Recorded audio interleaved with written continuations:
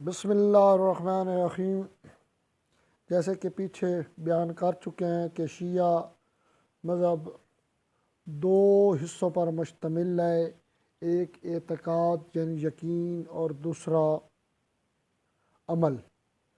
اعتقاد یقین میں فروع اصول دین آئے اور اب عمل میں فروع دین آئے۔ یہ وہ اعمال ہیں جن پر عمل کرنا ہر شیعہ فرد پر واجب ہے اور وہ 10 ہیں۔ پہلا نماز، یعنی جو 17 رکعت نماز فرض ہے وہ ہر شخص پر، ہر بالغ مرد عورت پر فرض ہے۔ اگر وہ زیادہ پڑھے تو 51 رکعت ایک دن کیے۔ روزہ، ایک سال میں 30 روزے جو ہر ماہ رمضان آتے ہیں وہ ہر بالغ، عاقل اور جو سمجھدار ہے، جو پاگل نہیں ہے، اس پر فرض ہے۔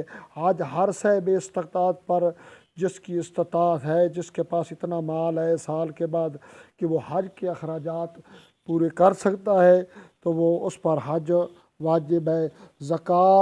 زکوٰۃ ہر بندے پر واجب نہیں ہے۔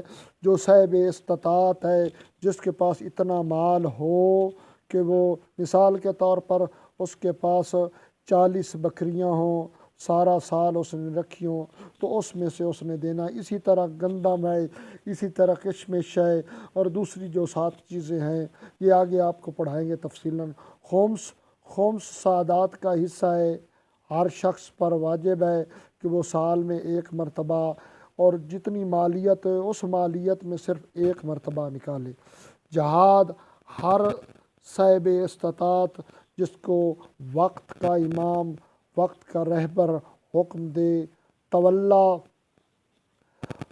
اہل بیت سے محبت کرنا، تبرہ، اہل بیت کی دشمنوں سے بیزاری اختیار کرنا۔ بیزاری سے، تبرہ سے مراد گالی دینا نہیں ہے، یہ فرامین اہل بیت کے خلاف ہے۔ تبرہ سے مراد قطعاً یہ نہیں ہے کہ گالی دینا۔ فقہ جعفریہ میں گالی کافر کو بھی دینا فعل حرام ہے۔ امر بالمعروف یعنی نیکی کو حکم دینا، اور برائی اور نہی عن المنکر یعنی برائی سے منع کرنا۔ امر بالمعروف نیکی کا حکم دینا، نہی عن المنکر برائی سے روکنا۔ فروع دین